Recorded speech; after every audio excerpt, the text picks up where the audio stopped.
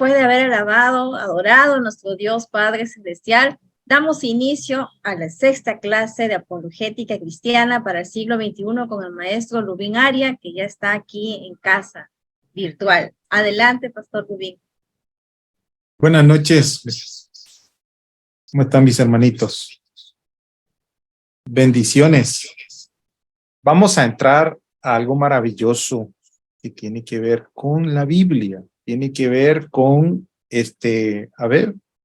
con la confiabilidad de la Biblia. Pero como venimos estudiando, ¿verdad? Tiene que haber un sentido lógico. Tiene que haber un hilo conductor en nuestra defensa de nuestra fe. Primero que todo, tenemos que definir con las personas, conversar de que existe la verdad. Porque en estos tiempos de sombreros y sandalias posmodernas y chores posmodernos, pero en el fondo modernistas, pero damos la apariencia de ser posmodernos en asuntos de moralidad y en asuntos de literatura, ¿verdad? Porque en lo demás somos modernistas, creemos en la verdad científica, ¿verdad? Siguen siendo relevantes las inyeccioncitas de insulina, eso no es relativo, es insulina, ¿verdad? Y eso, si usted no la aplica, óigame, puede morirse. Como también otras vacunas para poder proteger, crear anticuerpos. O sea, todavía se cree en la verdad que plantea la ciencia, entre otras cosas. Entonces, por eso, como hemos estudiado el año pasado en el curso sobre posmodernismo, ese rechazo a la metanarrativa, que no es otra cosa más que la verdad objetiva o esa verdad universal de la ciencia o las declaraciones de la palabra de Dios, las rechazan solamente en asuntos, vamos de nuevo, de religión, moralidad y literatura. Pero en el resto, seguimos siendo modernistas. Entonces hay una cierta hipocresía ahí en cuanto a eso. Al ser humano, entonces, le conviene no creer en la verdad absoluta, en la verdad objetiva. No quiere creer en eso, sino que cada quien viva acorde a lo que siente. Y eso es posmodernismo. Pero es falso y no se sostiene. Entonces, vimos que en el primer paso es importante dialogar y establecer las bases para definir temas, definir términos, saber que existe persona, cosa, animal, un objeto o persona al cual nos estamos refiriendo. Y a partir de ahí, que es el campo ontológico, el ser en cuanto ser, yo sé si se le parece o no se le parece, puedo adquirir conocimiento siempre y cuando yo haya definido qué es lo verdadero en relación con algo a lo cual me estoy refiriendo. Si no, no vamos a ir a ningún lado. Serán meras percepciones o impresiones, opiniones. Y cada quien en su opinión es respetable. Pero cuán importante entonces es que definamos en primer lugar que existe la verdad. ¿Existe la verdad? Por supuesto que existe la verdad. Ahora, si la verdad existe, entonces ¿existe Dios? Sí, hemos visto. Desde la parte bíblica y teológica sabemos que la declaración es que Dios existe, lo creemos.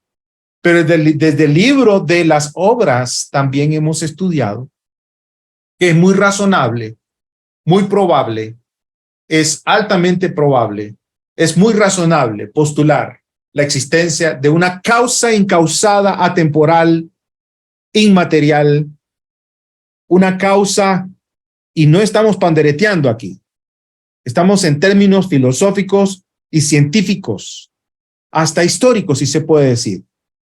Entonces, como la inferencia es la mejor explicación, lo hemos estudiado, esa causa es incausada, esa causa es eterna, atemporal, intencional, superpoderosa. Esa causa es, es artista. La estética, por ejemplo, está el argumento estético. Por tiempo no pude presentarlo. En fin, y en el mercado de las opciones, de las causas de este universo y especialmente de nuestro planeta y nuestro universo, salen, van excluyéndose lo que postulan otras religiones y otras ideologías, quedando entonces las cualidades por inferencia, por el método abductivo, por la inferencia, la mejor explicación, una causa que es afín a la causa planteada por la palabra de Dios. Génesis 1:1 dice: en el principio creó Dios los cielos y la tierra. Y el Dios que se revela en la Biblia tiene todas esas cualidades necesarias para ser el mejor candidato de la creación de este universo. Otra vez, podemos hablar, inferir razonablemente a Dios como causa y con todas esas características desde una perspectiva filosófica, científica. Filosófica y científica. De ahí que vimos los tres argumentos: el cosmológico, el argumento teleológico y el argumento moral. Ahora, por supuesto que requeríamos pensar si esta causa podía actuar dentro de esta caja llamada naturaleza. Y la clase pasada vimos que sí, perfectamente. Si él creó este universo, aún dejando leyes dentro de este universo, si Dios existe, si es luz, si Dios, entonces el milagro. Y el milagro es la acción soberana de Dios dentro de su creación, que si bien interrumpe, se mete en las leyes se acomodan al accionar de su creador, con un propósito, por supuesto, definido. Vimos diferentes supuestos o pseudos milagros, lo que la gente comúnmente, popularmente le llama milagros, pero no lo son. Porque el milagro verdadero, como lo habíamos visto antes, y aquí está, ¿verdad? El milagro verdadero es un acto divino con el poder sobrenatural que nunca falla, es inmediato, es duradero, le da la gloria a Dios. Y un caso superpoderoso tenemos, es el caso de la resurrección de nuestro Señor Jesucristo. Ahora, si Dios, ahora ya estamos haciendo conexión con la revelación de Dios. Y ya venimos a un plano de tipo histórico, crítico histórico o histórico crítico. ¿Por qué? Si ustedes notan, por ejemplo, que nosotros citamos comúnmente, 2 Timoteo 3, 16, 17, toda la escritura. Ya empezamos con la escritura. ¿Y qué es la grafía o la escritura? Y ahí está hablando el Antiguo Testamento. Y cuando Pablo está citando toda la escritura o el Antiguo Testamento, y posteriormente viene el Nuevo Testamento, que ya Pedro, en 2 de Pedro 3, menciona los escritos de Pablo, tan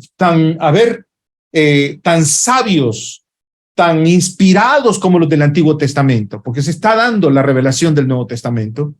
Entonces estamos hablando de un conjunto de documentos que ya se reconocía en el primer siglo, en Concilio de Jamnia, y ya estaba prácticamente el canon del Antiguo Testamento, ya se consideraban del Génesis hasta Malaquías en nuestra Biblia, o Segundo de Crónicas en la Biblia judía, pero hasta Malaquías, ya estaban estos libros inspirados por Dios, manchados, esto otro término técnico. Los libros manchados, eso otra cosa es para decirlo, inspirados. Pero entonces aquí viene qué tan verdadera es la Biblia. Ahora, yo puse aquí el Nuevo Testamento porque requeríamos dos clases, ¿verdad?, para poder hablar del Antiguo y el Nuevo Testamento, pero nos vamos a concentrar en el Nuevo Testamento. Pero el Antiguo Testamento perfectamente, óigame, es maravilloso, digamos, el respaldo que tiene a nivel crítico textual, histórico, el Antiguo Testamento, y arqueológico, porque hay diferentes disciplinas que lo que hacen es confirmar el testimonio escrito del Antiguo Testamento. Entonces, ya empezamos a movernos del Dios que se puede inferir filosófica y científicamente, como dice Stephen Meyer, doctor en filosofía de la ciencia, una ciencia bien hecha apunta a Dios, a la hipótesis de Dios. Entonces, al Dios revelarse, intervenir en la historia, y sus declaraciones son históricas en la humanidad, su intervención, o sea, se mete, eso se llama inmanencia, es trascendente porque está allá, pero no es el Dios del deísmo, no, él es inmanente porque se mete en la historia. Y entonces los seres humanos, ¿qué hacen? Toda la escritura es inspirada por Dios. ¿Y qué notamos aquí? Nos hemos quedado en esta presentación para hacer mucho énfasis en esto. ¿Y qué notamos aquí? Notamos entonces que hubo una intervención sobrenatural porque controla el Espíritu Santo a estos seres humanos. Si ellos no hubieran tenido el control, humanamente hablando, hubieran cometido graves errores. La típica inspiración humana, como poetas y otros. No, pero el Espíritu Santo los inspira, los controla. Ahí está el mover de Dios en ellos. Entonces tenemos un conjunto de escritos que son crítico-históricos. Tenemos el actuar de Dios sobrenatural porque inspira, es el Espíritu Santo que actúa sobre estos seres humanos. Y es a partir de esto entonces que podemos hablar de la palabra de Dios y su utilidad, que posteriormente lo iremos viendo. Claro, pero en el posmodernismo vienen diciéndonos, ¿verdad? Y lo vimos en el curso del año pasado, se vienen diciendo, no, un momento. Bart D. Ehrman, un erudito evangélico, pero que lamentablemente él tenía sesgos. Para mí su formación, la formación que tenía no era una formación integral, y cuando va a Princeton University o seminario Princeton, pasando por Wheaton College, y estudia griego, ¿verdad? El cual no estudió a plenitud en un seminario serio. Entonces él entra en una crisis ahí y a cuestionar, a ver, la inerrancia de la Biblia. Y esa es su pega, la de Bart Ehrman. Y entonces, claro, él se gradúa, él es un erudito, pero es un erudito que en el rango están los, digamos, los más fundamentalistas, están los conservadores, están aquí los liberales y están los radicales. En esa gama de la academia del Nuevo Testamento y la historia, Bart y compañía son radicales. Son opiniones minoritarias, y no solamente porque sean minoritarios, sino el contenido, lo que ha planteado, es falaz. Y él va mucho en relación con, por ejemplo, que el lector determina el significado. Es decir, no importa la parte histórica, dicen algunos, no importa. Si pasó o no pasó, no me interesa. En este tiempo lo importante es lo que yo puedo determinar. Aquí es donde viene el revisionismo histórico que muchos quieren hacer, que no quieren tomar la Biblia como histórica y confiable en su contexto y en su material, no, sino que lo que hacen es aplicar ciertas metodologías de moda actual que ven el pasado, no les interesa lo que pasó, entonces solo toman ciertos elementos para aplicarlos hoy. Y él decía en Miss What in Jesus, por ejemplo, en este libro de él, Bart acostumbraba plantear que el lector determinaba el significado, pero entonces en las preguntas, y se acuerdan en la táctica Correcaminos, en la táctica Boomerang, uno le preguntaría a Bart, hey, pero entonces debo yo determinar el significado de tu propio libro.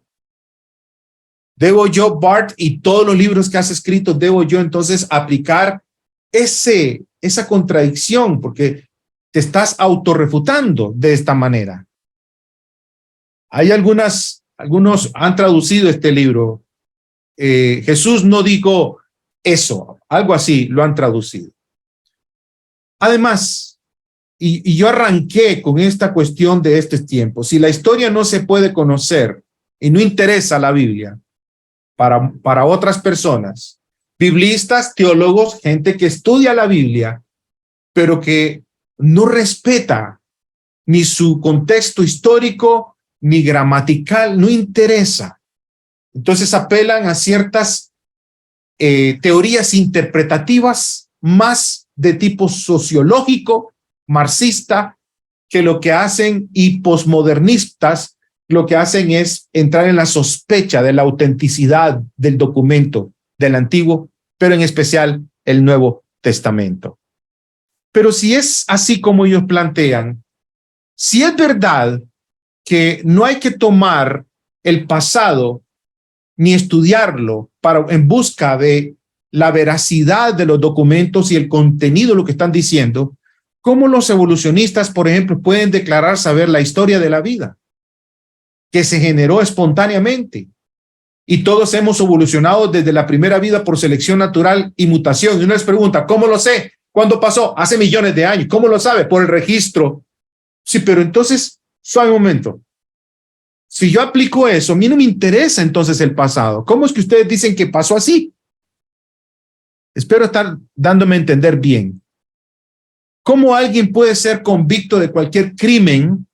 El jurado condena a las personas por pasadas injusticias, pero esas injusticias van siendo documentadas, las pistas van siendo recabadas, pero es el pasado. Entonces, ¿cómo un juez con una filosofía de esta, posmodernista, en relación con cómo interpretar los textos, va a juzgar a alguien sobre hechos pasados que no importan? Es una contradicción. ¿Cómo alguien podría quejarse del mismo revisionismo histórico? Porque lo que dicen es, vino Lee Strobel en uno de los últimos libros, se llama el caso del Jesús verdadero, que él trata ahí, no el caso de Cristo, no, el caso del Jesús verdadero, cuando salió un grupo que se llama el Jesus Seminar, el seminario de Jesús, con eruditos, que lo que decían es que sospechaban de los documentos, que habían nuevos documentos descubiertos que nos planteaban una mejor historia que los evangelios. Ahorita vamos a entrar en eso. Y entonces dicen, hay que revisar la historia, ¿verdad? Hay que revisar la historia que nos presentan los evangelios con base en estos otros evangelios apócrifos.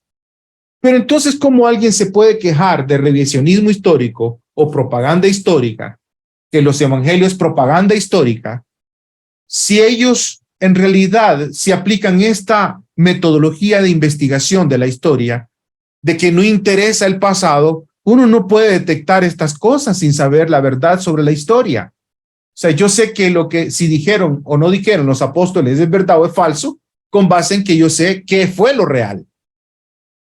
No quiero enredar el asunto, es bastante técnico, pero solamente quiero aplicar estas preguntas porque es importante para abrir el diálogo cuando la gente opina o declara cosas. ¿Cómo alguien podría probar que el cristianismo es falso? Que los evangelios son falsos, que las copias o el texto es falso? Uno necesitaría saber la verdad histórica para probar tal declaración. Está de moda, hermanos y hermanitas, hoy por hoy. Yo que he estado años en Facebook y en algunos muros de debate del campo exegético filológico, incluso, ¿verdad? Y como algunos estudiosos, pero de rango radical, liberal y radical, es la fascinación de ellos estar revisando los textos y comparándolos con otros textos que no son del mismo peso y calidad ni del Antiguo Testamento ni del Nuevo Testamento.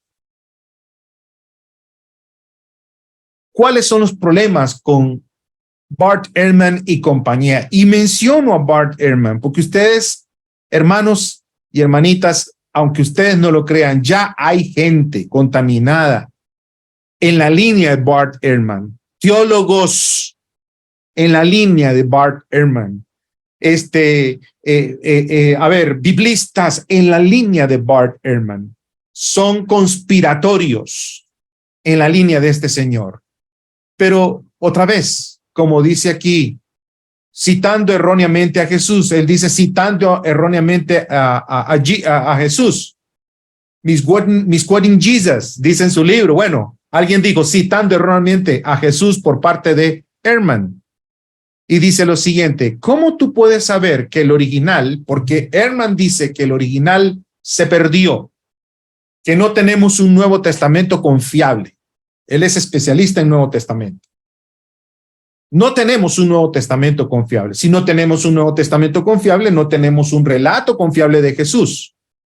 El Jesús histórico fue simple y llanamente un palestino, en aquel entonces un judío de Palestina o de esos lugares nada más, que se rebeló y lo mataron. Y que en realidad el Jesús histórico fue ese, pero alguien se inventa, por recuerdo, el Jesús de la fe. Pero ese es otro Jesús. Entonces, él es el que plantea de que que el original, dice, históricamente es vano buscar el original. Lo que tenemos son traducciones al español y lo que tenemos son copias del original. Ya lo vamos a ver. Pero es vano. Y entonces alguien le dijo, ¿cómo tú puedes saber que el original ha sido alterado a menos que tú sabías lo que el original decía? ¿Cómo tú sabes que es imposible recuperar el original si tú no sabes cuál era el original? A menos de que tú sepas cuál es el original y entonces digas que con base en lo que tenemos es imposible llegar al original. Es una contradicción. Él acostumbra, junto con otros teólogos y maestros hoy, los van a escuchar, que muchas variantes hay en las copias que tenemos en griego. Entienda que no fue escrito en español el Antiguo Testamento. El Antiguo Testamento fue escrito en hebreo y una parte menor en sirio caldeo, algunos como arameo le llaman otros. Y el Nuevo Testamento fue escrito en griego koiné. La tradición de Jesús sí, aramea, pero los escritos de él están en griego. Los originales están en griego. Entonces, él acostumbra a decir que en las copias hay tantas diferencias que es imposible llegar al original. Pero expertos dicen que sobre el 80% de las variantes, las diferencias entre manuscritos o copias son deletreos, ningún cambio en significado. Solo el 1% afecta algún significado y ninguno afecta alguna doctrina cristiana significante. Y mantiene un punto de vista deconstruccionista sobre el texto postmoderno, le aplica esto a todo excepto a su propio libro. En otras palabras, sigue la crítica aquí y esta es una crítica válida. Ahora que vamos entrando. Poquito de paciencia, ¿verdad? En la introducción. Entonces, él dice, debemos dudar y aplicar, revisar históricamente todo libro, todo documento de la Biblia, excepto mi propio libro, los que yo escribo. Bart Ehrman es parte de una minoría muy pequeña de críticos textuales en lo que él dice. Francamente, yo no pienso que él ha desechado sus prejuicios. Yo pienso que él los ha alimentado. Esta fue la declaración nada más y nada menos de Daniel Wallace, que tiene un doctorado en Nuevo Testamento. Él es un experto, tremendo exégeta, crítico textual a nivel mundial, que ha debatido incluso con Bart Ehrman. Y Bart Ehrman ha reconocido el talante. No coincide con Wallace, pero este es un evangélico conservador de mundial, que él afirma contundentemente que sí es posible y es demostrable que sí tenemos. En las copias tenemos las palabras originales del Antiguo, pero especialmente el Nuevo Testamento.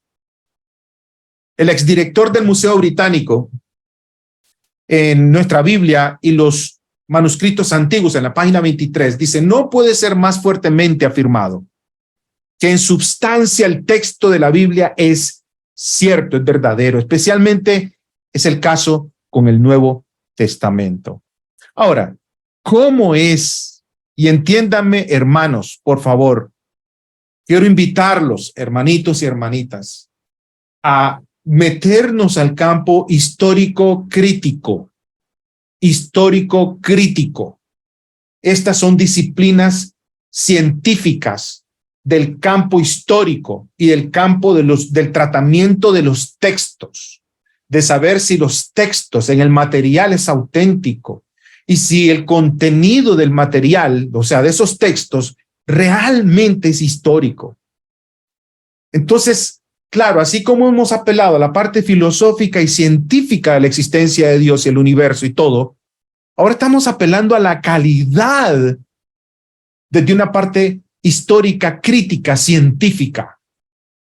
Y aquí entonces el papiro 45, estos son los papiros que hay una planta, ¿verdad?, en el Medio Oriente, que son una planta que se usaba para entonces, y se llaman papiros, ¿verdad? Entonces sobre eso estaba sequita y tratada, entonces se escribía, ¿verdad? Estaban los pergaminos, que los pergaminos son más de cuero, pero bueno, puede haber otro curso con respecto a esto, ¿verdad? Pero papiros, y aquí está escrito lo que ustedes ven, Lucas 11:50 al 12, y está fechada cerca del año 250, año del Señor, Anno Domini, ¿verdad? Año del Señor, AD, o sea, después de Cristo.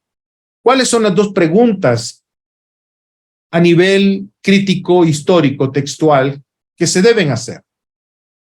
La primera es, ¿tenemos una copia confiable de los manuscritos originales del Nuevo Testamento? Tenemos copia. Y la segunda pregunta es, ¿dicen la verdad los manuscritos originales del Nuevo Testamento? Bueno, en otras palabras, ¿es confiable la Biblia o está corrompida y llena de errores? Ahora, nosotros tenemos que entender que en el tercer siglo hubo un emperador, miren, atroz con los cristianos. Perseguía a los cristianos, mandaba quemar sus documentos. Yo no me puedo imaginar, nosotros tenemos increíble cantidad de manuscritos como ninguna otra literatura universal. Copias de la Biblia y del Nuevo Testamento especialmente están de por miles, como ninguna otra obra en el mundo. Yo no me puedo imaginar si pudiésemos tener los escritos que este hombre mandó a quemar. A pesar de todo eso, Dios ha sido fiel. Y aquí les muestro, por ejemplo, una tabla, ¿verdad? Y me disculpo porque sí la tengo actualizada. O sea, la tengo totalmente actualizada, pero esta presenta, aquí está desactualizada. Sin embargo, es bastante. Ahí vamos a ir viendo, ¿verdad? Está desactualizada. Cuando comparamos, aquí comparamos, ¿qué cosa? Comparamos los documentos del Nuevo Testamento, especialmente el Nuevo Testamento, ¿verdad? En relación con otros autores, con otros escritores. Ahora, vamos de nuevo. Si el Nuevo Testamento, que es ya una vez analizado, ya una vez tratado, que el Nuevo Testamento es una colección de documentos que tiene testigos o está atestiguado en mayor grado que ninguna otra literatura. Si al Nuevo Testamento le llaman como que no es confiable, pues entonces de una vez aplíquesela a todos estos escritores gigantes de la historia de la humanidad. Porque si todos estos, y se habla de Homero, Demóstenes, Heródoto, Platón, Tácito, César, Plinio, y aquí pondría Aristóteles, que yo estudié metafísica de Aristóteles con sus documentos en griego. Sí, en español, pero en griego, que no está aquí. Si vas a cuestionar la literatura del Nuevo Testamento y vas a decir, la vas a calificar como desconfiable, automáticamente aplícale también la regla a los demás. ¿Por qué? Porque es literatura. Y aquí no estamos pandereteando, aquí estamos poniendo sobre la mesa el escrutinio del texto y el contenido del Nuevo Testamento. Vean qué increíble. Está desactualizado.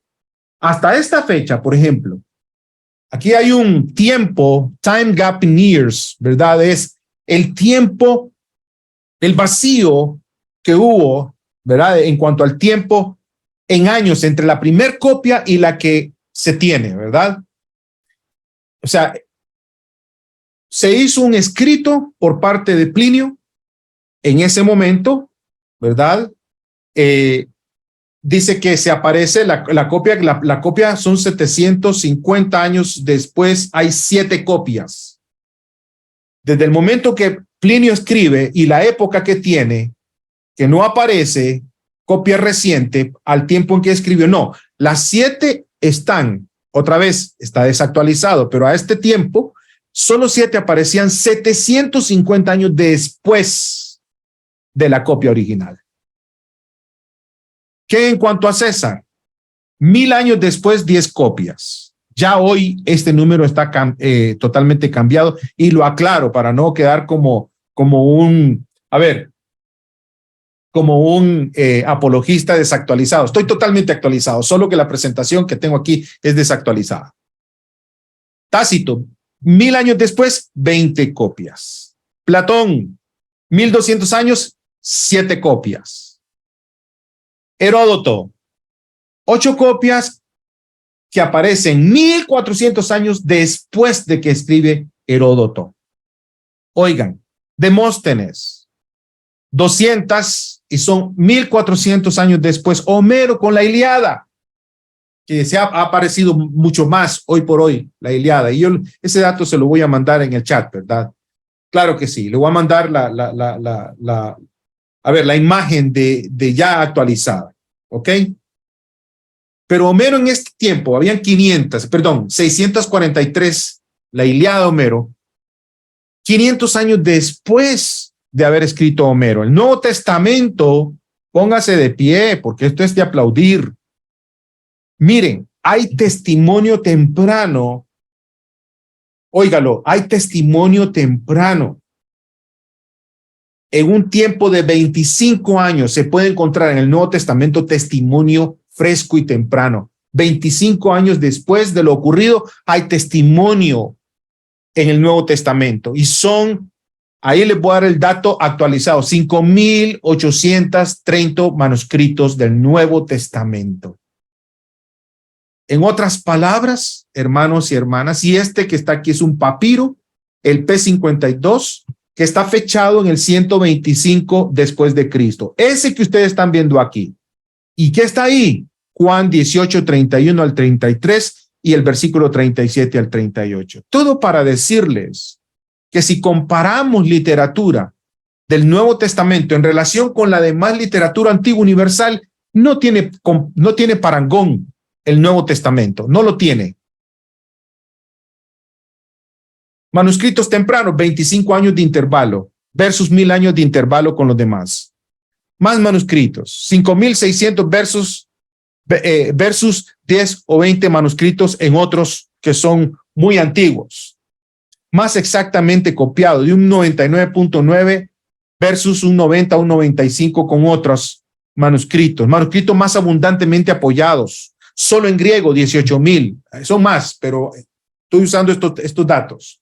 18,000, ¿verdad? Perdón, vamos de nuevo. Manuscritos más abundantemente apoyados. Los que mencioné son 5,830 solo en griego, pero hubo versiones, ¿verdad? Como que, el copto, entre otros idiomas o lenguajes de la época que copiaban el Nuevo Testamento y respaldaban, hasta el día de hoy respaldan las copias que están hechas en griego. ¿Y qué me dice de los maestros posteriores al primer siglo, la patrística, que se conoce como la patrística? En lo que ellos hablan, hay 36,000 citas textuales por parte de los padres que hacen referencia al Nuevo Testamento. Ahora es interesante porque uno dice, bueno, entonces, ¿cómo es esto de la crítica textual? Hermanos, esto son años de estudio y de especialización, pero yo quiero darle la idea cómo es que se trabaja con la crítica textual, que es una disciplina científica del estudio de documentos. Y en los seminarios serios se tiene que estudiar los idiomas, Antiguo y Nuevo Testamento.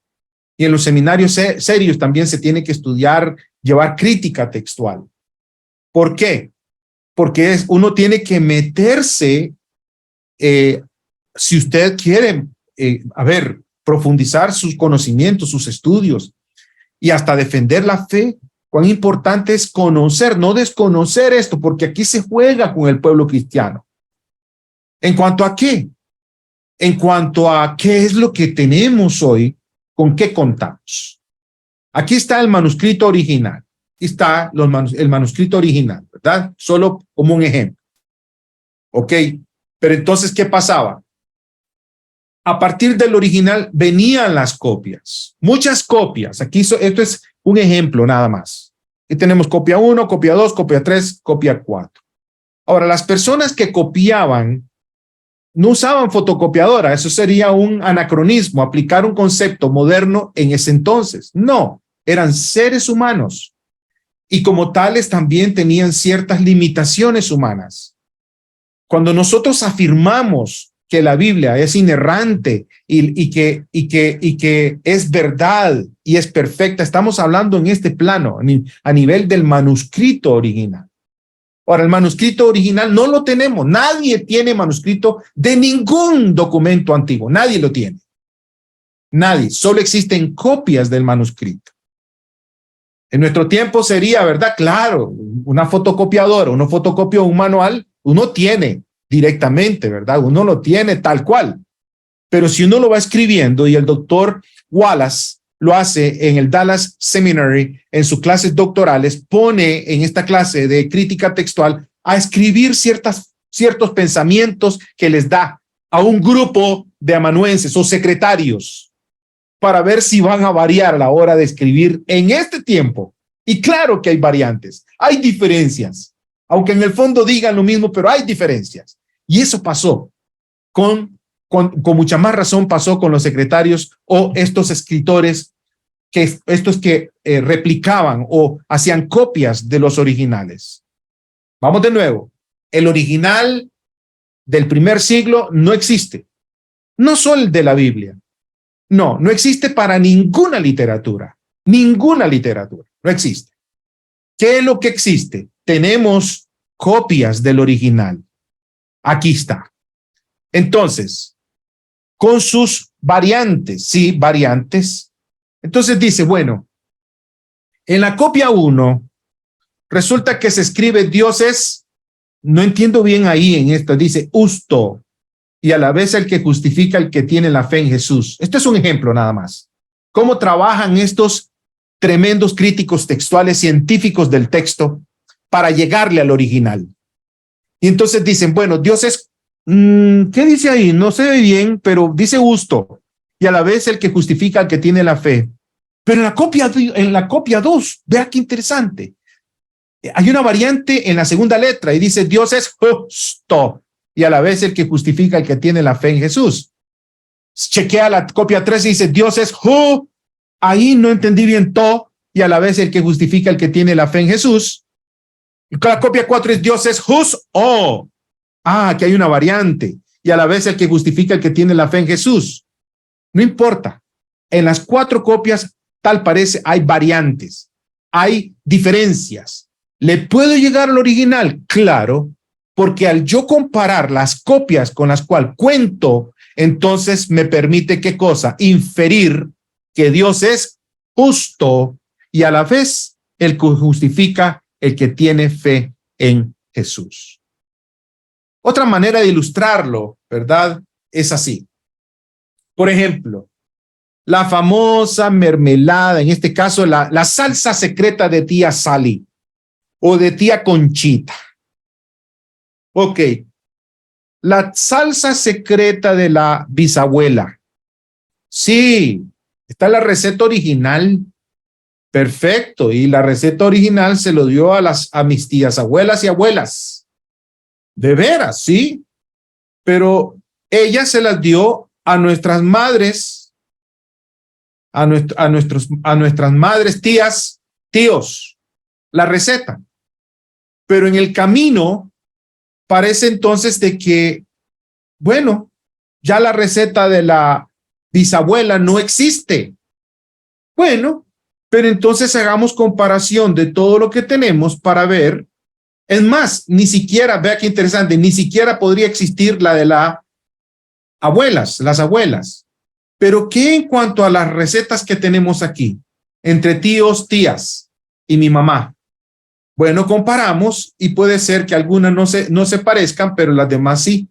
Entonces, de esta manera, por lo que yo puedo aquí entender y captar, comparando, le puedo llegar al original. Ahora dirán, bueno, sí, está bien. Bueno, sí, los textos del Nuevo Testamento, y ahí sí. Está bien, vamos a dar por verdadero que el texto del Nuevo Testamento es confiable, que sí, no tenemos los textos originales del primer siglo, pero tenemos abundantes copias y se puede reconstruir perfectamente. Y Craig Evans, Daniel Wallace, entre otros eruditos, son categóricamente lo dicen y han debatido con los escépticos en cuanto a esto. Pero también hay otros evangelios. El evangelio de Tomás, por ejemplo. Sí, pero un momento. Comparemos el evangelio de Tomás con los evangelios y se va a dar cuenta que esto es una falsificación escrita 100 años después de los evangelios del Nuevo Testamento. La mitad de Tomás contiene dichos combinados de los 4 evangelios, o sea, toma de los evangelios y mete, son dichos combinados y son dichos aquí en el siríaco, que es un dialecto, el siríaco, y originados en el 175 después de Cristo. Y usted me quiere decir que estos documentos son tan fidedignos como los evangelios, especialmente sí, los evangelios, en relación con Jesús, los apóstoles, que ahí inició todo. Lo siento. Es más, ve el contenido de lo que anuncian ellos. Las mujeres no son dignas de vida, dicen este evangelio. Deben convertirse en hombres para ser salvas. Puede leerlo perfectamente, no tenga ningún temor. Puede leerlo y se va a dar cuenta del contenido doctrinal que ellos tienen. Bueno, pero hay el evangelio de Pedro. Sí, pero es una falsificación encontrada en un ataúd de un monje del siglo IX, en Egipto en los 1880. Puede ser una falsificación de la cual historiadores de la iglesia antigua advirtieron que fue atribuido a Pedro. Ya se decía, es antisemita, o sea, es contra los judíos, no escrito por un judío del primer siglo, jamás. El autor es ignorante de las prácticas y gobernantes del primer siglo. Habla de gente que no coincide con la fecha que dice ser el evangelio de Pedro. No, también contiene detalles inventados en los recuentos de la resurrección, con una cruz que hablaba y la cabeza de Jesús se estiraba hasta las nubes. Eso es místico, eso es raro. Pero también hay un evangelio de Judas. Sí, una falsificación citada por Ireneo, obispo del segundo siglo, como ficticio. No enseña el monoteísmo, o sea que solo hay un solo Dios. Dice que los humanos son divinos, que Judas fue un héroe y que la salvación es por conocimiento especial. Esto es material de los gnósticos, una pseudo secta cristiana que se alejó de los evangelios. Pero tenemos, por ejemplo, tenemos Mitra, que creemos que el Nuevo Testamento con respecto a la resurrección de Jesús, la muerte y resurrección, especialmente resurrección, tomó de los mitos paganos de la resurrección de Mitra.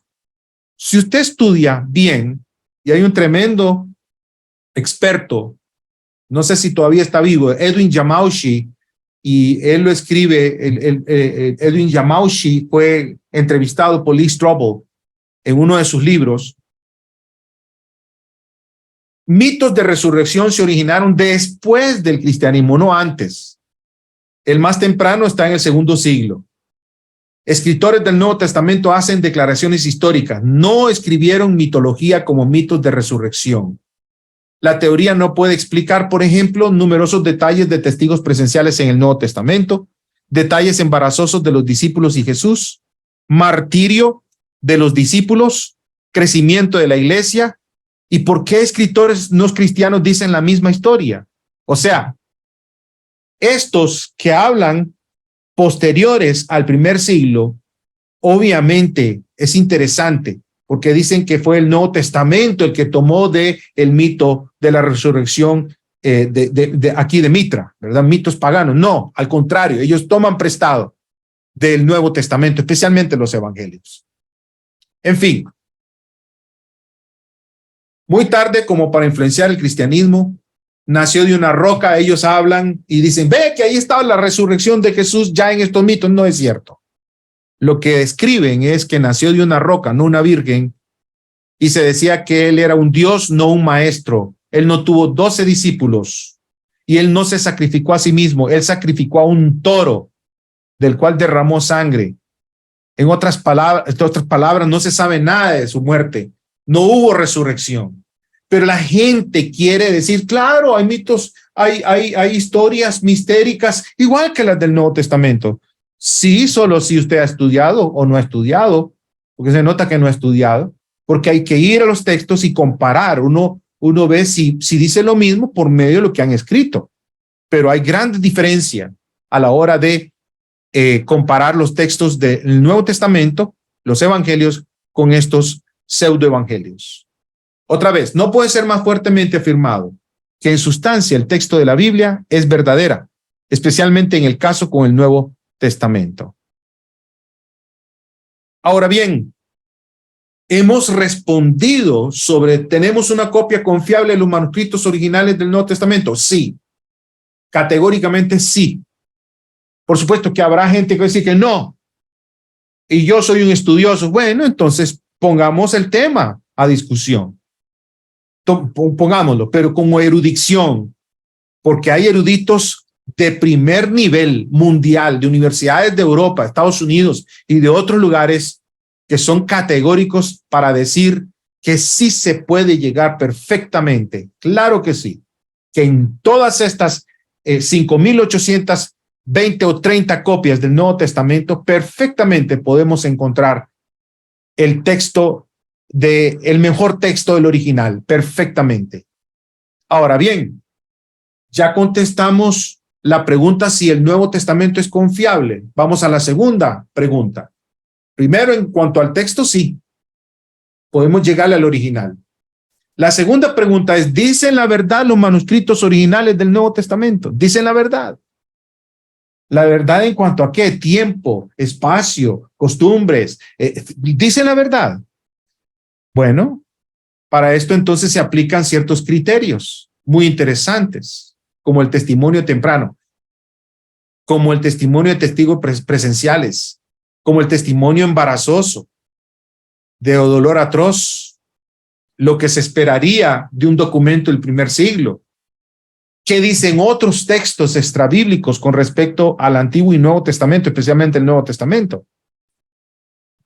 Y es que con respecto a lo temprano de los escritos del Nuevo Testamento, mire que ya Pablo en el 60, por ejemplo, 1 Corintios entre los 50, la creencia de la resurrección de Jesús ya se manejaba entre el 30 y el 40. Ahí uno puede ubicar lo temprano de los textos, en el primer siglo. La mayoría o todo el Nuevo Testamento es una generación de testigos.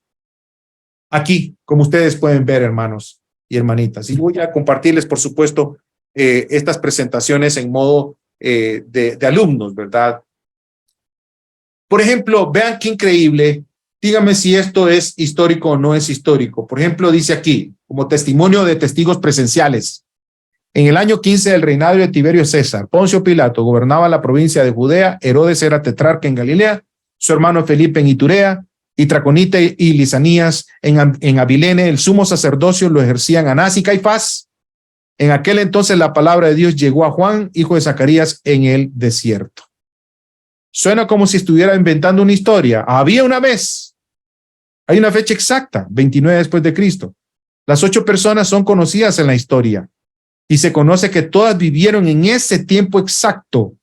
Y esto no, había una vez un tipo de historia o mito, jamás. Otro criterio, o siguiendo este mismo criterio, en 1 Corintios 15, 3 al 8. Porque ante todo les transmití a ustedes lo que yo mismo escribí, dice Pablo, que Cristo murió por nuestros pecados según las Escrituras, que fue sepultado, que resucitó al tercer día según las Escrituras, y que se apareció a Cefas y luego a los 12. Después se me apareció a mí y a más de 500 hermanos a la vez, la mayoría de los cuales vive todavía, aunque algunos han muerto. Luego se apareció a Jacobo, más tarde a todos los apóstoles, y por último, como a uno nacido fuera de tiempo, se me apareció a mí. Podemos notar que hay por lo menos en Hechos 84 detalles de testigos presenciales. Lucas incluye otros 59 detalles por lo menos de testigos presenciales históricamente confirmados en Juan. Documentos del Nuevo Testamento citan más de 30 personas confirmadas por fuentes seculares o arqueológicas. ¿Qué en cuanto al tercer criterio? 31 personas históricas en el Nuevo Testamento. Sigo con este criterio. 31, vean, todos esos hermanos que están ahí. Y van a tener el video. Y todos estos que están aquí son personas reales. Todos los que están ahí. Lindo porque aquí, por ejemplo, arqueológicamente, ¿verdad? Se descubre que lo mismo, lo que dice en esta piedra fechada del 26 al 37 después de Cristo, pero se descubrió en el 1961, y la inscripción se lee: el prefecto de Judea, Poncio Pilato, levantó el Tiberium, templo honor a Tiberio César, a los dioses de Augusto. También usuarios, por ejemplo, este tipo de cajones para poner los huesos, ahí se menciona casualmente a Caifás. Aquí se menciona el sumo sacerdote Caifás, fechado el 18 al 36 después de Cristo. ¿Y qué dice Juan? Entonces los soldados con su comandante y los coguardias de los judíos arrestaron a Jesús, lo ataron y lo llevaron. Y dice aquí, primeramente Anás, que era el suegro de Caifás, el sumo sacerdote. El descubrimiento, por ejemplo, también aquí de que se dijo en un tiempo que el asunto de la resurrección, no, pues sí, una víctima de resurrección del primer siglo, sí, aquí hay una evidencia de las crucifixiones que se hacían. Y también tenemos aquí, por ejemplo, el testimonio de A.N. Sherwin White, y es un experto, especialmente en la historia romana. Dice, para hecho la confirmación de historicidad es abrumadora. Cualquier intento de rechazar su historicidad básica debe ahora mostrarse, debe mostrarse absurda. Los historiadores romanos por mucho tiempo lo han subestimado. Aquí tenemos William Ramsey de Oxford University, si no mal recuerdo, que al principio decía, no, Hechos no es histórico, pero entonces hizo toda la narrativa que da, y dice, comencé con una mente desfavorable a él, pero más recientemente me he encontrado en contacto con el libro de los Hechos como una autoridad para la topografía, antigüedad, la sociedad de Asia Menor, y fue gradualmente creciendo sobre mí, que en varios detalles la narrativa mostró verdades maravillosas. Jeffrey Scheller, Is the Bible True? Dice, de maneras extraordinarias, la arqueología moderna ha afirmado el núcleo histórico del Antiguo y el Nuevo Testamento, corroborando puntos claves de las historias de los patriarcas de Israel, el Éxodo, la monarquía davídica y la vida y épocas de Jesús. Ojo, que esto de corroborar puntos claves, o mejor dicho, el núcleo histórico, núcleo histórico, puntos claves de las historias. Esto es vital para un comentario que voy a hacer posteriormente. Que en cuanto al testimonio de la vergüenza, si alguien hubiera escrito una linda historia de un héroe, como se hacía, y de hecho hay, Plutarco, por ejemplo, y hay historia de ciertos gobernantes, y que en el primer siglo, Mike Licona, ¿verdad? Un gringo hondureño, tremendo historiador cristiano, evangélico, él presentó como paralelamente en el estilo de escribir, según la tesis de él, es muy afín los escritores del primer siglo, pero si alguien hubiera querido inventar su héroe, no hubiera mencionado cosas que dan vergüenza, no hubiera metido cosas que hubiesen cuestionado a su líder. Como tontos, fallaron en comprender lo que Jesús estaba diciendo. indiferentes, se le durmieron 2 veces, no hicieron el esfuerzo en darle un entierro apropiado a Jesús, reprendidos. A Pedro se le llamó Satanás y Pablo reprende a Pedro por estar incorrecto en un asunto teológico. Entonces, en historia, y aquí el doctor Meyer dice, hay criterios que usamos para darnos cuenta cuando algo es histórico. Por ejemplo, algo que está ahí narrado y que es vergonzoso, le tomamos en cuenta. Porque si no fuera, si fuera una construcción humana, no hubiesen mencionado detalles que hubiesen comprometido el propio relato registrado. Tenemos también que eran cobardes. Pedro niega a Cristo 3 veces. Los discípulos se van corriendo. Las mujeres son valientes. Las mujeres, las valientes, son incrédulos. Óigame, a pesar de ser instruidos varias veces que Jesús se levantaría, los discípulos dudaron cuando escucharon sobre su resurrección. Algunos aún dudaron luego que lo vieron levantado, así dice la palabra. Eso es un material muy confiable. De ahí que, por ejemplo, tenemos que le llamaron, no, está loco Jesús. Lo abandonaron muchos seguidores, sus hermanos no creían en él, otros le llamaban impostor. Hizo enojar a creyentes judíos al punto que lo querían apedrear, loco, borracho, endemoniado le llamaban. No, hombre, ¿cómo es que va a limpiar? Dice, una prostituta le limpia los pies, ¿cómo lo permite? Y además, vea cómo muere, de la forma más vergonzosa. Óigame, el ser crucificado, la cruz no era lo que hoy significa para nosotros lo más precioso, no, la cruz era vergüenza. Ignominia, era maldito el que moría en un madero, pero ahí murió Jesús. Entonces, ¿qué nos dice esto? Que esto puede ser muy histórico, porque si hubiesen querido inventar la mejor careta del Jesús, no hubiesen obviado muchos de estos detalles, y hay documentos que han puesto la mejor cara, han limpiado la cara de sus héroes de la antigüedad.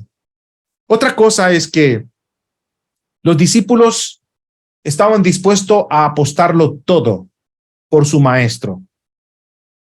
Uno nota que antes, por ejemplo, sacrificios animales, dejaron de hacer sacrificios animales para considerar a Cristo, que él era el único sacrificio. La ley de Moisés obligatoria, no, es la vida de Cristo. Estrictamente el monoteísmo, la Trinidad empezaron a enseñar. El Sabbat cambia a un domingo de adoración y el Mesías vencedor prometido, ellos interpretan las escrituras bien. Por ejemplo, Isaías 53, como cordero fue llevado al matadero, y muestran al Mesías del sacrificio. La circuncisión no más, ¿por qué? Porque el bautismo tipifica ¿qué cosa? La señal del pacto, el nuevo pacto, en la sangre de Jesús, pero hay un pacto, una señal pública de que ya Dios ha redimido sus pecados, y la cena del Señor. Y ellos estuvieron dispuestos a exponer su pellejo a la atrocidad y murieron por el impacto de la verdad de Cristo Jesús. ¿Qué tenían que ganar los autores del Nuevo Testamento al fabricar una nueva religión? Nada. Tenían todo motivo, tenían todas las excusas para salir corriendo. Todas las excusas para decir, no, hombre, aquí se acabó. De hecho, pasó. Ni creyeron en la resurrección de Jesús hasta que se les apareció. ¿Por qué los discípulos, como históricamente está corroborado, que ellos murieron, la mayoría fueron asesinados? Hay libros con respecto a eso. ¿Por qué arriesgarían ellos su pellejo, perdónenme el francés, por una mentira? Ahora dirá, bueno, sí, pero hay gente que son capaces de arriesgar sus vidas y hacer estas cosas y creen que es verdad. Ellos creen que es verdad. Pero una vez que una persona sabe que es mentira lo que cree, no está dispuesto a arriesgar su vida por eso. Ningún mentiroso está dispuesto a arriesgar su vida por eso. Solo aquel que cree que esto es verdadero, o solo aquel que tiene el cerebro ya conquistado, haber reconfigurado, lavado el coco, decimos acá en Costa Rica, ya está en un coco wash, un lavado de cerebro, y cree una mentira y es capaz hasta de suicidarse por una mentira. Pero una vez que sabe que algo, perdón, por algo que siendo mentira cree que es verdad, está engañado y cree que es verdad.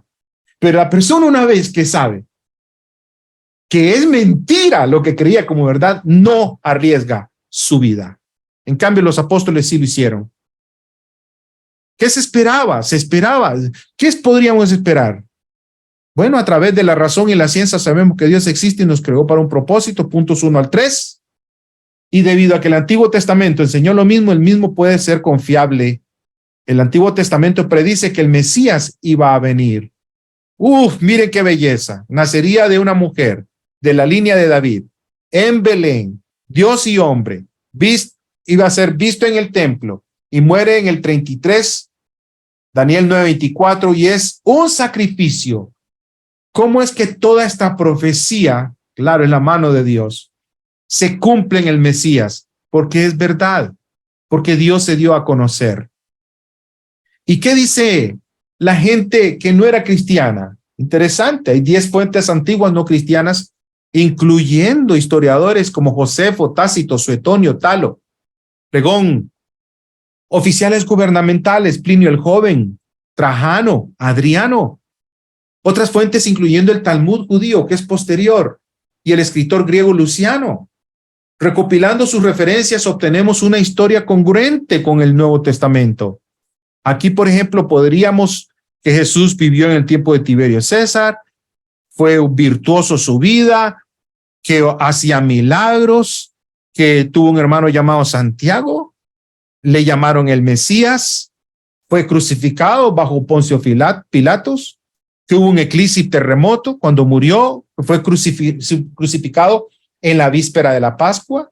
Sus discípulos creyeron que él se levantó de la muerte, así lo dicen estas fuentes. No, estamos hablando de los evangelios, estamos hablando de fuentes externas, que sus discípulos estaban dispuestos a morir por sus creencias y que el cristianismo se extendió, este puño de cobarde cuando vieron la resurrección de Jesús, se extendió rápidamente el evangelio, tan lejos que llegó hasta Roma y golpeó las puertas de Roma.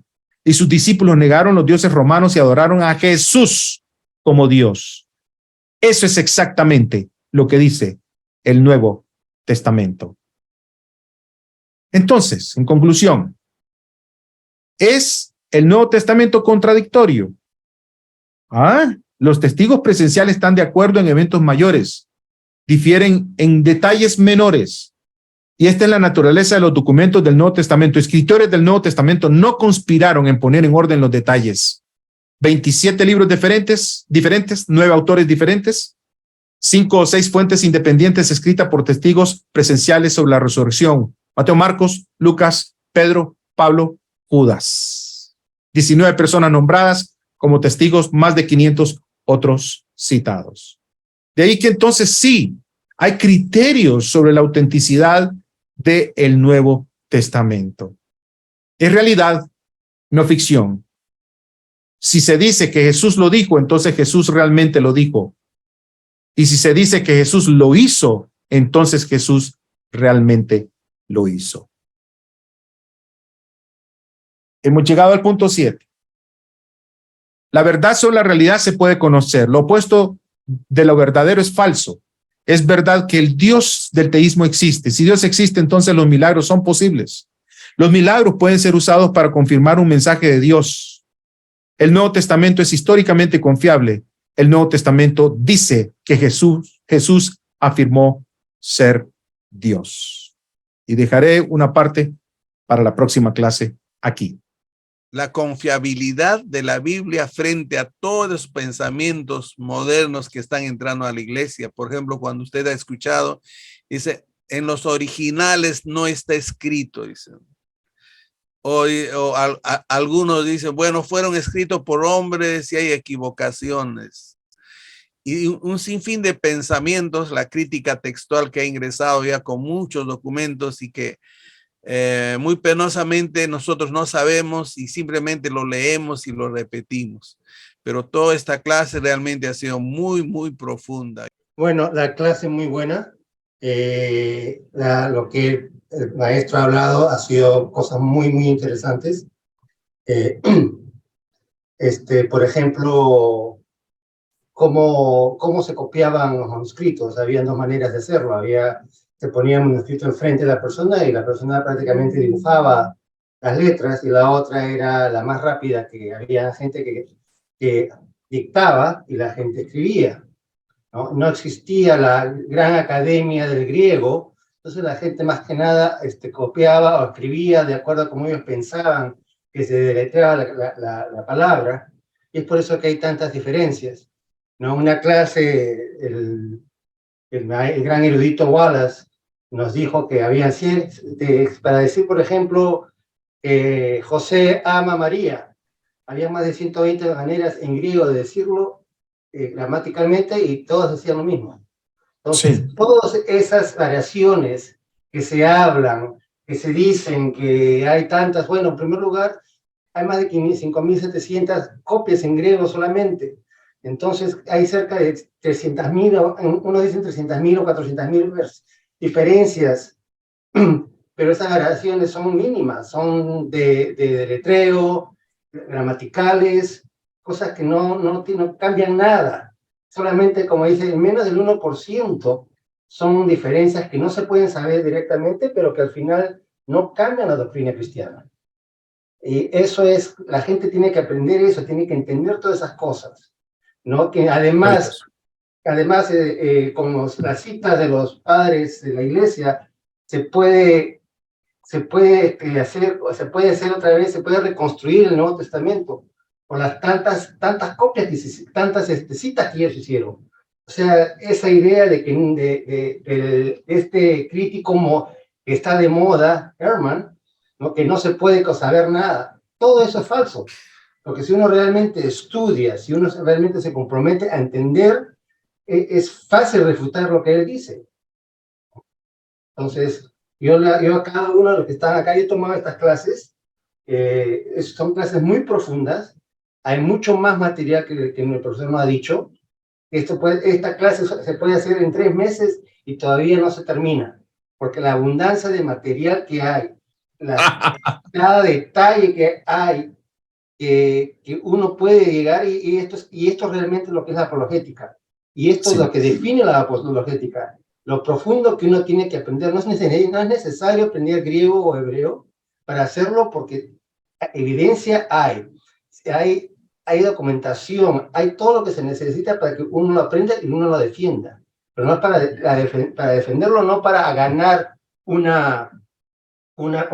pleito o una confrontación, sino para demostrar que el cristianismo es verdadero. Entonces, como dice, el profesor solamente ha tocado la punta del iceberg, porque hay mucho material dentro del cristianismo, mucho material nuevo, libros en inglés, bueno, no en inglés por supuesto hay la gran mayoría, pero hay bastantes en español que uno puede leer y puede absorber eso para nuestro propio testimonio. Claro, Aldo, y eso justamente es lo que tenemos que resaltar, ¿no? Cuando el profesor muestra un cuadro de todas las literaturas antiguas, cuántas copias hay, y uno se queda con la boca abierta, que de todas las literaturas antiguas, el que tiene más copias es el Nuevo Testamento, más de 5.000 copias. Bueno, y también hay una... Aldito, déjame completar esta parte. Y okay, cuando se hizo esa comparación con la traducción de la Reina Valera, como dice Aldo, no hay mayor diferencia, y las pequeñas diferencias no afectan doctrinalmente. Y eso es importante para todos nosotros entender, y el tema es la inerrancia, es que no hay error en la palabra de Dios, en la Biblia. Y ahora realmente una cátedra de poder saber que con fuentes externas, con conocimientos, se puede. Y hoy día nosotros tenemos la bendición de tener todos esos escritos ahora en castellano. Antes solamente estaba en alemán, en inglés. ahora los libros de los padres de la iglesia, de Eusebio de Cesarea y todos esos documentos de ese tiempo ya la tenemos en castellano. Entonces podemos estudiar como está diciendo Aldo, ¿no es cierto? Hay otro... Sí, sí, Aldo. Rapidito, a Frank Turk le preguntaron ¿por qué hay tantas copias? Y la respuesta que dio una respuesta espiritual. Dice, por la cantidad de copias se pueden salvar a los originales, porque si hubiera solamente el original, si alguien lo tuviera, lo pudiera cambiar y nunca sabríamos la verdad. Es por eso que hay tantas copias, que Dios dejó que hayan tantas copias para que al final se pueda tener siempre la verdad. Y eso es una cosa muy importante. Gracias. Y una vez más, copias de diferentes momentos y con distancia de muchos años se sigue manteniendo la palabra. Sí, profesor. No, que tal como ha dicho Aldo, ¿verdad? Yo estudié crítica textual en el seminario, en la maestría en exégesis del Nuevo Testamento, pero también con todo el material de Daniel Wallace, ¿verdad? Que es un experto tremendo. Y por supuesto que esto se llevaría mucho tiempo, pero uno como pastor y como profesor, uno tiene que comunicar lo que deben entender los alumnos en un curso como este de certificado. Y yo espero cumplir esa misión. Yo recomiendo que los que se están iniciando, consigan los libros de Lee Strobel, iníciense ahí, Lee Strobel, el caso de Cristo, el caso del Jesús verdadero, para que entiendan, se den cuenta, ¿verdad?, de que cómo se trabaja esto. Lo segundo que quiero mencionar es que nosotros tenemos, por ejemplo, yo tengo mi Biblia, cuando yo me gradué en mi licenciatura en teología del seminario, esta fue mi Biblia en 1989, es de Reina Valera actualizada. Reina Valera actualizada. Dios nos reveló su palabra en español. Dios la reveló en hebreo, Antiguo Testamento, y griego, el Nuevo Testamento. Lo demás son traducciones. Entonces, en la medida en que han pasado los siglos, se han descubierto textos, mejores textos, varios de ellos más tempranos, otros de mejor calidad, aunque no fuesen tan tempranos. Y entonces esto ha permitido, obviamente, ampliar el número de copias que tenían, por ejemplo, en tiempos cuando se tradujo del texto Recepticus, ¿verdad? Que se llama el Textus Receptus, cuando se hicieron las traducciones al español, al castellano de la antigüedad, incluso el Reina Valera. No, posteriormente se descubren extraordinarios copias que han venido perfectamente a arrojar, a iluminar el texto de Reina Valera, la traducción de Reina Valera. Y yo recomiendo, es viejita, pero es Reina Valera actualizada. Ya uno ve, por ejemplo, abajo, es esto, en tal manuscrito, en otras versiones dice tal cosa, ilumina lo que tenía el texto de Reina Valera. Pero también hay otras Biblias modernas muy buenas, muy buenas. Yo sé que en Perú especialmente se ha levantado una nube ahí, ¿verdad? De que los críticos textuales no hay que hacerle caso porque están negando lo que dice la Biblia y toda la cuestión. Yo les recomiendo que seamos humildes. Si uno no domina este campo, uno está dependiendo de lo que dice fulano y sutano, ¿verdad? Allá llegó a Perú, sí, un hermano que es sabedor, voy a decirlo, un erudito, ¿verdad? En su campo, en su disciplina, en historia, perfecto, pero lo que llegó a decir, por ejemplo, de ciertas versiones modernas y que atentan con la doctrina cristiana, es totalmente falso. Yo les recomiendo que busquen los trabajos del doctor Gary Sjogren, mi profesor, tutor de mi maestría en exégesis. Él le escribió y lo invitó, discutamos el punto y demuéstreme si en la nueva versión internacional, demuéstreme con la nueva versión internacional que niegue las doctrinas principales y poderosas del cristianismo. Nunca hubo respuesta, lamentablemente, hasta donde yo sé. Pero vamos de nuevo. Esto es un campo maravilloso. Ahora, si usted dice, no, Es que no, es que en las copias no hay variantes, no hay errores. Usted habla con una persona educada como Bart Ehrman y le dice, demuéstremelo. Ábrame el Nuevo Testamento griego. Y él le va a sacar varias copias porque es un experto. ¿Por qué esta variante aquí? Vea, usted sabe leer esto. Entonces, un momento, hay que tener mucho cuidado. Hay que ser sabios. Gracias a Dios hay maestros, expertos mundiales, profesionales en el campo, del lado cristiano, conservador, eruditos, que demuestran y han debatido con estas personas que adversan la fe, enemigos de la fe, con respeto, con altura. Busque Bart Ehrman versus Daniel Wallace sobre la confiabilidad. Hay varios, ya está traducido. Y como el mismo Ehrman dice, deben de sentirse orgullosos los del seminario de Dallas de tener a alguien como esta persona que es de primer nivel. Claro que sí. Y que él le dice, no, Bart, no. Mi criterio profesional, científico, histórico, crítico, es que sí podemos perfectamente, y se lo demostró en el debate, cómo se puede lograr llegar a los originales. Gracias, profesor. Usted está hablando de César Vidal, para que sepan, ¿no? Bien, vamos a respetar un poquito. Hay una pregunta de Ricardo, dice, si el Nuevo Testamento es relevante hasta el día de hoy. Y entonces, ¿por qué dicen que en estos tiempos los milagros ya no existen? Vamos a entenderlo de varias formas, ¿verdad? El Nuevo Testamento es relevante para quienes realmente logran ser consecuentes con el conocimiento tal y como ha sido desarrollado a través de la historia, la misma historia.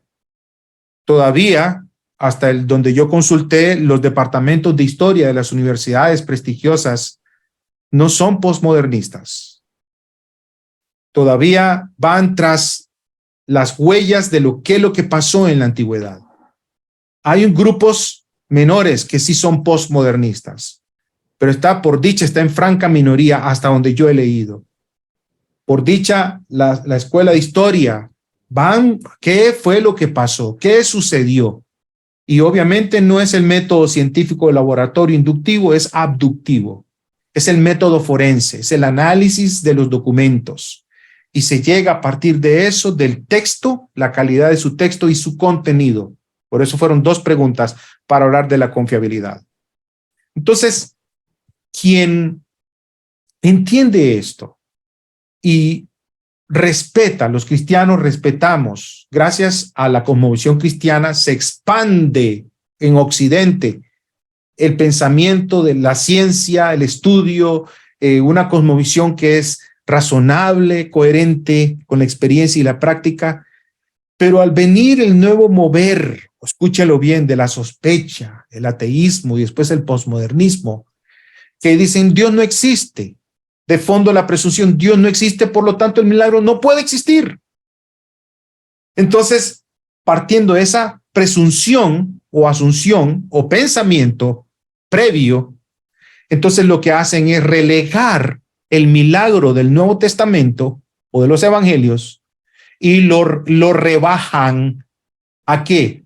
A manifestaciones mistéricas, mitológicas, que no son verdaderas, pero hay material así. Entonces lo tiran junto al resto de esos documentos, subestiman la calidad del Nuevo Testamento, especialmente los evangelios. Típicamente eso es lo que se hace. Y entonces, me parece a mí que, puedo decir muchas cosas, pero puntualmente eso.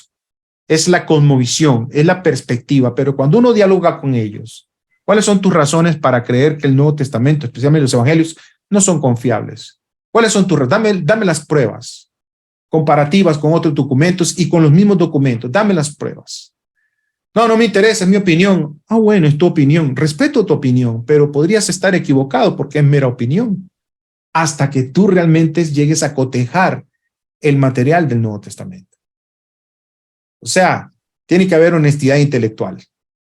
Y tiene que, en realidad, aunque, y cito al doctor Mike Licona, no estamos exentos de prejuicios, pero en historia tenemos que ser lo más honestos intelectualmente para ir donde la evidencia nos guíe. Gracias, profesor. Y en una forma más sencilla, lo que ya habíamos visto en la clase anterior con el profesor acerca del posmodernismo, es que lastimosamente muchas de nuestras iglesias se han premiado, están contaminados, muchos pastores y líderes se están dejando llevar por estos pensamientos y ya no miran al Nuevo Testamento como lo deben mirar. Y esa es nuestra intención aquí a través de estos cursos. Yo agradezco mucho a Dr. Levin. En la clase pasada ya nos habló de posmodernismo. Si usted quiere ver esa clase, entre al Face del Ministerio Cristiano Logos Perú. Ahí están las 8 clases. Si usted quiere pedir el material, pídanos nomás. Pero lo que la iglesia tiene que recuperar es eso, volver a las escrituras y creer en la inerrancia de las escrituras y vivir lo que las escrituras dicen. Sobre la Biblia de las Américas. ¿Qué tan confiable es la Biblia de las Américas, profesor? Bastante confiable. Sí, la Biblia de las Américas, la nueva versión internacional en español, que yo pueda decir, ¿verdad? Pero sí, creo que es importante cuando vamos de nuevo, son versiones, ¿verdad? Son las versiones. El lenguaje tiene que ir transformándose. De alguna forma, el español de Cervantes fue uno. Hoy no hablamos como con el español de Cervantes, ¿verdad? De ahí que entonces el texto se mantiene.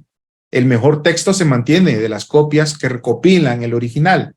Y entonces hay estilos de traducción, ¿verdad? Hay estilos de traducción. Entonces las Biblias tienen ciertos estilos de traducción. Y hasta donde yo recuerdo con respecto a la Biblia de las Américas, si no mal recuerdo, tendría que volverlo a cotejar. Hace ratito, ¿verdad? Estoy más pendiente de la nueva versión internacional, entre otras, en inglés. Pero lograron reunir eruditos de diferentes denominaciones, eruditos. Y esto entonces le permitió tener una perspectiva integral de la comunidad cristiana. Y entonces, yo tengo la Biblia de las Américas. Yo la uso.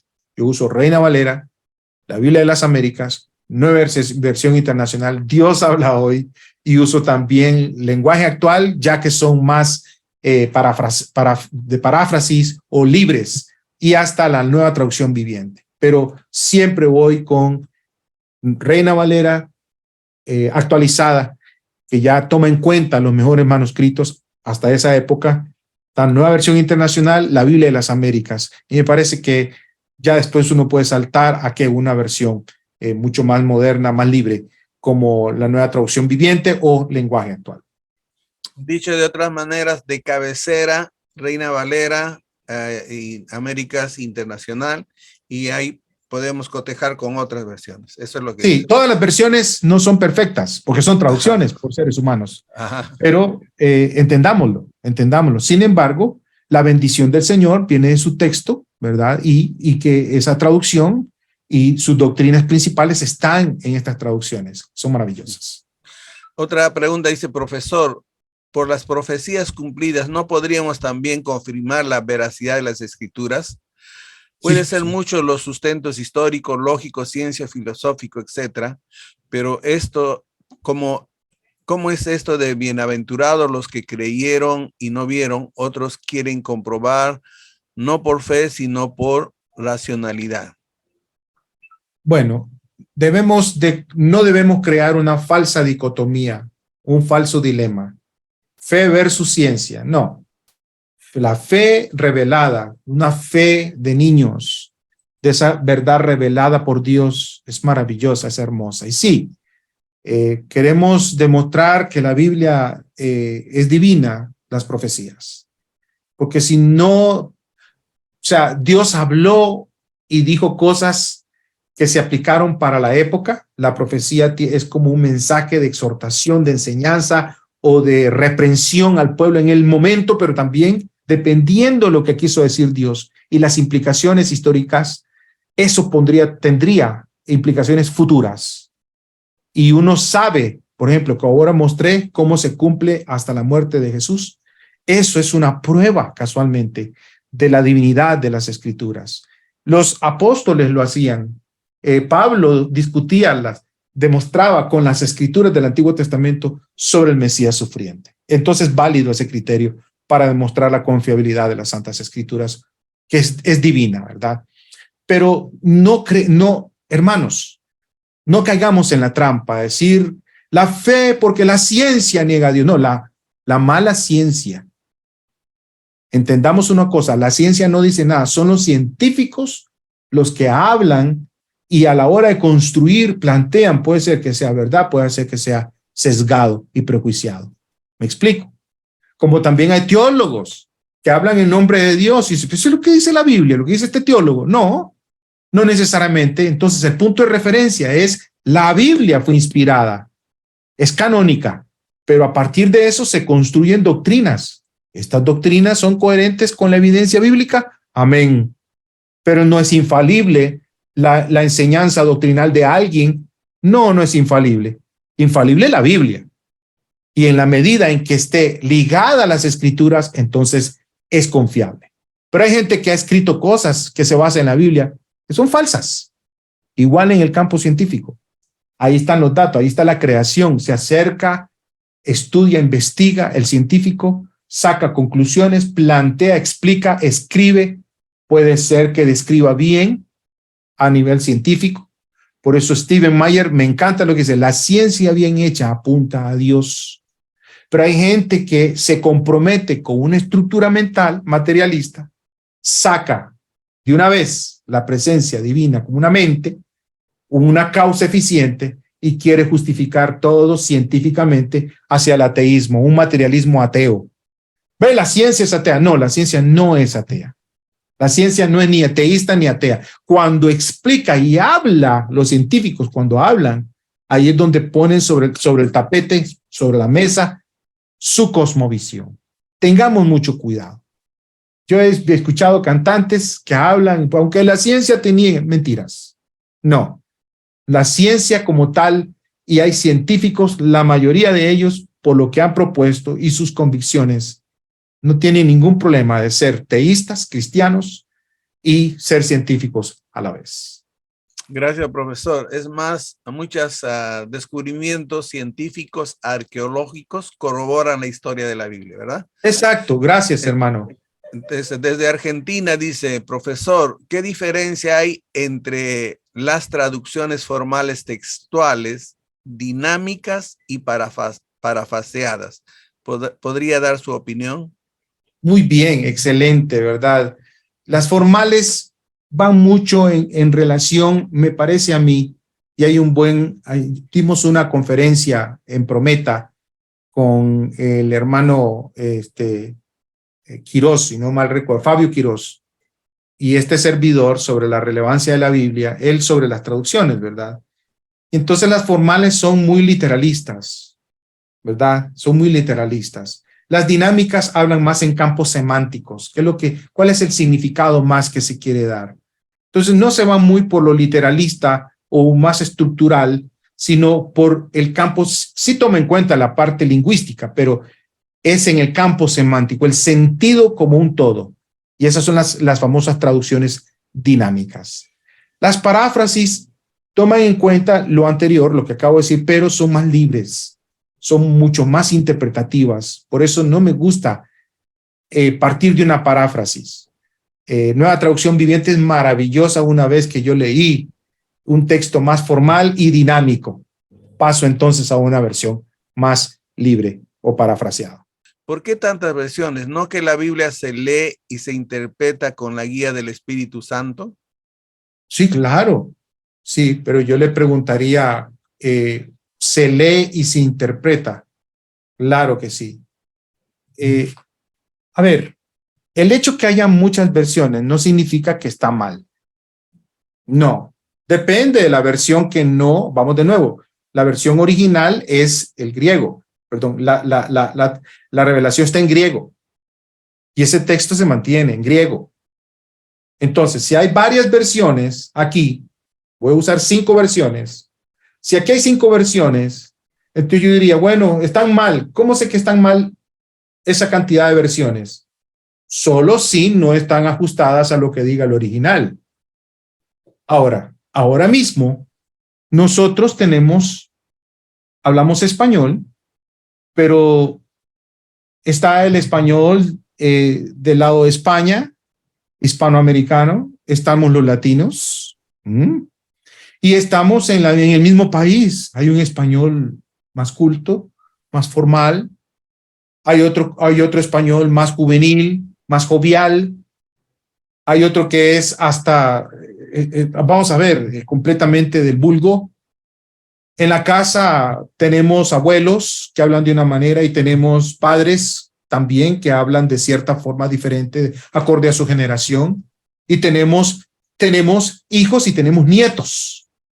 Y claro, como nos conocemos y sabemos esa dinámica del lenguaje, nos entendemos. Pero véalo ahora, los jóvenes están leyendo más versiones más modernas. Les está costando la Reina Valera, no importa.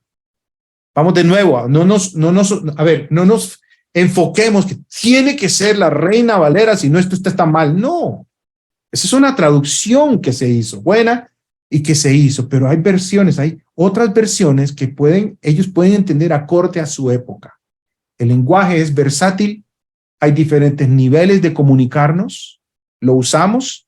No es lo mismo que yo hable aquí como cuando hablo con mis hermanos o cuando estoy hablando con otras personas, mis amigos más íntimos. Hay niveles de comunicación. Entonces, gracias a Dios, es lo que han hecho las casas de tener diferentes versiones. La versión es el sabor, la forma de comunicar diferente, aunque en el original, diferentes maneras de comunicar lo que diga el original. Gracias, profesor. Y también marcar lo que Jesús dijo, ¿no? Amarás al Señor tu Dios no solamente con tu corazón, sino con tu mente. Y recuerden que el trabajo de todo expositor, de todo misionero, es interpretar la Biblia. Interpretar la Biblia no es leer la Biblia y decir lo que él piensa, sino decir lo que realmente el autor quiso decir. Y para eso tenemos que pensar quién escribió, a quién escribió, en qué época escribió, en la historia qué significaba todo eso. Así que es todo un trabajo, ¿no? Agradecemos, profesor, una vez más. Señor, en esta noche te damos las gracias por lo que acabamos de recibir, Señor, porque finalmente es tu palabra, Señor. Una palabra transmitida, un conocimiento transmitido a través de estos varones. Te doy las gracias por cada uno de los hermanos que está participando, porque nos estamos alimentando y nos estamos llenando más y más de tu sabiduría. Te doy las gracias por cada uno de ellos. No permitas, Señor, que nadie se vaya sin tu palabra. Te doy las gracias por estar en este curso y te pido que nos sigas abriendo nuestros ojos al entendimiento, que podamos nosotros formar nuestro carácter y tener armas suficientes para defender. Te lo pido en el nombre de Cristo Jesús. Amén.